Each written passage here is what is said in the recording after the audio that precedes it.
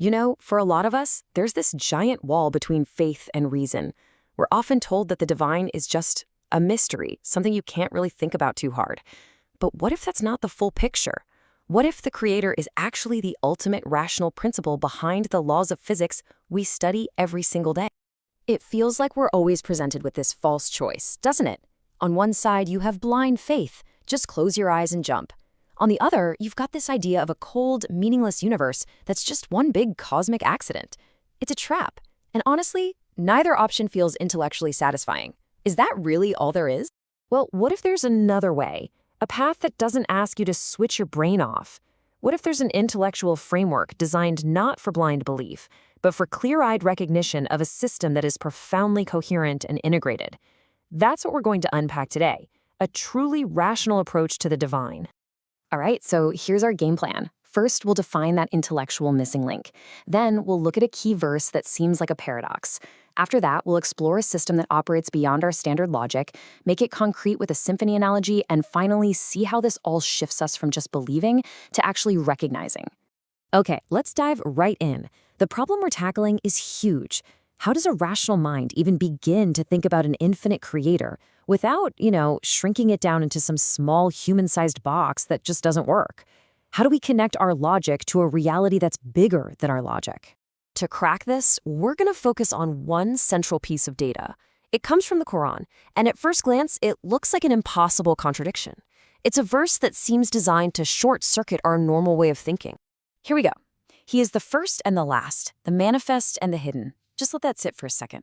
The first and the last, the manifest totally obvious, and the hidden completely concealed. How can anything be both of those things at the exact same time? It just doesn't compute. Our minds are wired for binary logic, right? Something is either A or it's not A. A light is on or it's off. A thing is here or it's not here. This verse just completely breaks that rule. It feels like a logical error, a paradox that our mental operating system just can't run. But here's the twist. What if it's not a bug? What if it's a feature?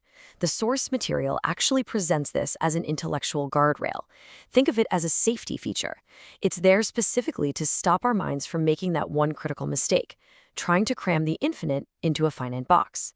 It forces us to upgrade our thinking. So how do we solve a puzzle that our logic can't handle? Well, you don't. You make a paradigm shift. You have to step outside the system to see how it really works. And this is the absolute key to the whole thing.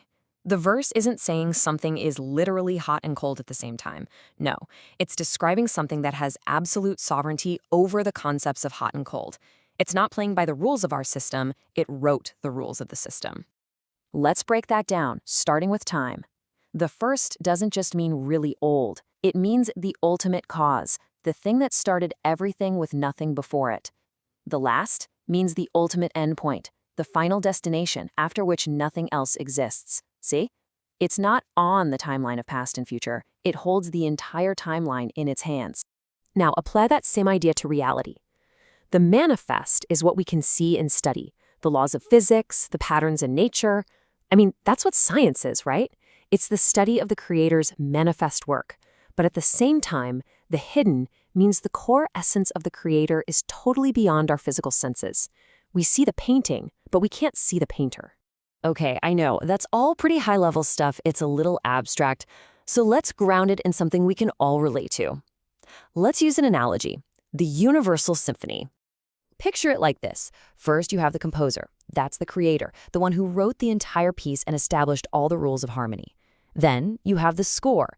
That's the laws of nature, physics, biology, all of it. It's the objective sheet music for how reality is supposed to work. And finally, you have us. We're the performers in the orchestra.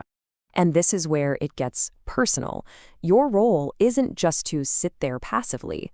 As a performer, as a trustee, you have an active responsibility. You're supposed to study the score, understand the laws of reality, so you can play your part correctly, perfectly in tune with the rest of creation. This totally reframes what we think of as sin or error. It stops being some mysterious moral failing and becomes something much clearer, a rational failing. It's simply choosing to play out of tune. It's ignoring the composer's score and creating chaos in a system that was designed for beautiful, perfect harmony. So, where does this all take us?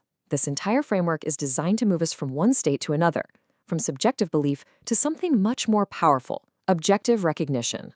So what happens when you really contemplate all this? Well, a few amazing things. First, your intellect gets a serious workout. It's stretched beyond simple yes-no limits. Second, it gets your mind ready to handle truths that are bigger than everyday logic. And most importantly, it builds a rock-solid foundation for real trust. Not blind trust, but a deep, rational trust in the integrity of the whole system. And that gets us to the ultimate takeaway here. When you see it this way, faith is no longer a scary leap into the dark. It is not an abandonment of reason. Instead, it becomes a confident, clear-eyed walk into the light of a universe that is rational, coherent, and makes sense. It's a system you can actually engage with. So the invitation here isn't just to believe something. It's an invitation to start recognizing the incredible system that's already operating all around you and within you. So the only question left is, are you ready to start reading the score?